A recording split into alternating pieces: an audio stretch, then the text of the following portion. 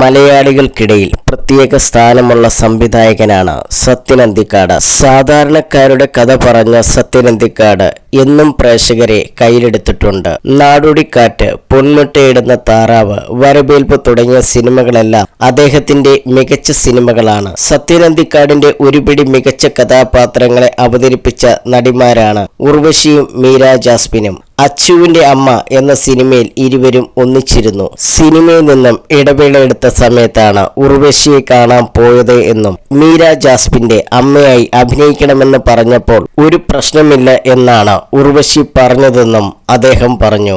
മകൾ എന്ന സിനിമയിലെ അമ്മ വേഷം ചെയ്യാൻ മീര ജാസ്മിനെ കാണാൻ പോയപ്പോൾ തനിക്ക് അതിനുള്ള മെച്യൂരിറ്റി ആയോ എന്ന് മീര പറഞ്ഞുവെന്നും അങ്ങനെയാണ് മകൾ എന്ന സിനിമ ഉണ്ടായത് എന്നും സത്യൻ അന്തിക്കാട് കൂട്ടിച്ചേർത്തു. ഉർവശി സിനിമയിൽ നിന്നും പോയിട്ട് 8 വർഷം കഴിഞ്ഞിരുന്നു.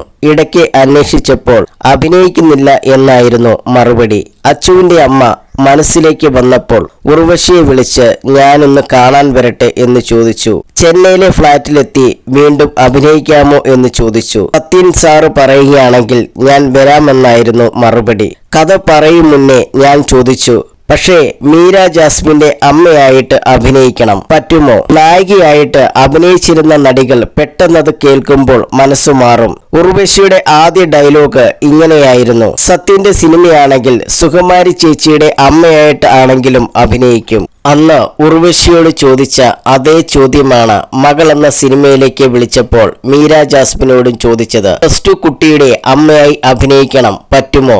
എനിക്ക് അതിനുള്ള മെച്യൂരിറ്റി ആയോ സത്യനങ്ങൾ എന്നായിരുന്നു മീരയുടെ ഉത്തരം. എനിക്ക് 3 ആൺകുട്ടികളാണ്, പെൺമക്കളുള്ള കുറെ സുഹൃത്തുക്കളുണ്ട്. തിരക്കഥാകൃത്ത് ഇക്ബാൽ കുറ്റിപ്പുറത്തിന് ഒരു മകളുണ്ട്. അവർക്കുള്ള ഇഷ്ടവും ആശങ്കയുമെല്ലാം അറിയാറുമുണ്ട്. ടീനേജ് പെൺകുട്ടികളുടെ പ്രശ്നങ്ങൾ അച്ഛൻ കൈകാര്യം ചെയ്യുന്നതിൽ കഥയുണ്ടെന്ന് തോന്നി. ചെറുപ്പം വിടാത്ത ഒരു അച്ഛൻ വേണമായിരുന്നു. കാളിദാസിന്റെയും മാളവികയുടെയും അച്ഛനാണല്ലോ ജയറാം. 11 വർഷമായി എന്റെ സിനിമയിൽ ജയറാം വന്നിട്ട്. കുറച്ചു വർഷങ്ങളായി തമിഴിലും തെലുങ്കിലുമാണ് സജീവം.